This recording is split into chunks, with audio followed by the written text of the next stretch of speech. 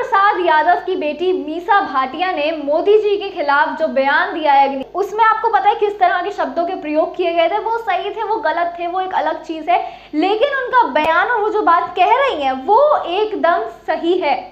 सही है कि नहीं वो आप मुझे कमेंट सेक्शन में जरूर बताइएगा। गर्मी का पारा बढ़ता जा रहा है और हमारी पार्टियों के बीच में भी जो है गर्मी बढ़ती जा रही है। हर पार्टी एक दूसरे पे बस एलिगेशन लगाने में लगी हुई है, तुम ये करते हो, तुम वो करते हो, सब बस यही कर रहे हैं। लेकिन यहाँ पर मीसा भाटिया का जो बयान सामने आया था, उसके बाद बीजेपी वालों ने भी मीसा भाटिया पे बहुत सारे एलिगेशन लगाए हैं कि वो अपने पापा से भी इस तरह से बात करती हैं, ये उनके संस्कार दर्शाता है, उनको तमीज़ नहीं है बात करने की। कई आरोप उन पे भी लगे हैं, लेकिन अपोजिशन पार्टीज जो है वो इस बयान के साथ हैं। चाहे उनका कहने का तरीका गलत हो, लेकिन उनकी बात सही थी। यही अपोजिशन पार्टी वाले कहना चाह रहे हैं। उनका प्रॉपर बयान क्या था ये मैं आपको अब बताती हूँ। आप सबको पता होगा, लेकिन फिर भी मैं आपको एक बार स्क्रीन पे दिखा देती हूँ कि इनका बयान था। अग्निवीर 4 साल में रिटायर, 75 साल के बूढ़े को चाहिए तीसरा मौका। मीसा भाटिया का पीएम नरेंद्र मोदी पे जबरदस्त हमला। उन्होंने इस तरह के थोड़े शब्दों का प्रयोग किया था, लेकिन उनकी बात सही है। क्योंकि आप देखिए, मोदी जी एक तरफ खुद के लिए मौका मांग रहे हैं, उसके लिए रैलीज में जा जाके जनता से कह रहे हैं कि मुझे एक और मौका दो। हालांकि उन्हें जनता 2 मौके दे चुकी है। 10 साल तक उनकी सरकार थी, लेकिन अब तीसरी बार भी वही आना चाहते हैं। वो अभी भी यही चाहते हैं कि जनता उन्हें 5 साल का कार्यकाल और दे और उनकी सेवा करने का एक और मौका दे। लेकिन हमारे अग्निवीरों को 4 साल से ज्यादा का मौका देने के लिए तैयार ही नहीं है मोदी जी। मोदी जी समझते हैं वो 73 साल की उम्र के हो या 80 साल की उम्र के हो, चाहे 100 साल की उम्र के हो, लेकिन वो एक और मौका डिजर्व करते हैं। लेकिन हमारे अग्निवीर जो 22 साल के होंगे, वो क्या एक मौका डिजर्व नहीं करते हैं?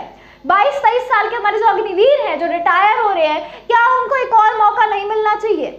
इसके अंदर बदलाव आने चाहिए। जैसे कि बात हुई है कि अग्निवीर स्कीम के अंदर बदलाव आने चाहिए, जैसे कि इसका जो कार्यकाल है वो बढ़ा देना चाहिए, 7 से 8 साल का कर देना चाहिए, या फिर जो 25% परमानेंट होते हैं सैनिक, उस 25% को बढ़ा के 50 या 75 कर दिया जाए, जिससे हमारे अग्निवीरों को थोड़ा सा रिलीफ मिलेगा। आपको पता ही है कि अग्निवीर स्कीम आने के बाद से अग्निवीरों के साथ, हमारे सैनिकों के साथ कितना ज्यादा भेदभाव हो रहा है। उन्हें शहीद का दर्जा नहीं मिलता, उन्हें वेतन कम मिलता है, उन्हें छुट्टियां कम मिलती हैं, उन्हें तो एक्स्ट्रा फैसिलिटीज होती है उन्हें नहीं मिलती है, और उनके घर वालों को पेंशन नहीं मिलती है, उनको भी पेंशन नहीं मिलती है, और मेडिकल अलाउंस नहीं मिलता है, और कैंटीन की सुविधा नहीं मिलती है। बहुत सारी अन्य चीजें हैं जिनमें उनके साथ भेदभाव किया जा रहा है। तो ये बहुत ज़्यादा ज़रूरी है कि अग्निपथ योजना के अंदर जो ज़रूरी चेंजेस है वो होने चाहिए, क्योंकि इससे हमारे देश के सैनिक जो है वो भी 2 भागों में बट रहे हैं, और ये बहुत बड़ा भेदभाव है हमारे सैनिकों के साथ, उनकी और हमारे युवाओं के भविष्य के साथ खिलवाड़ है, और हमारे देश की सुरक्षा के साथ एक बहुत बड़ा खिलवाड़ है।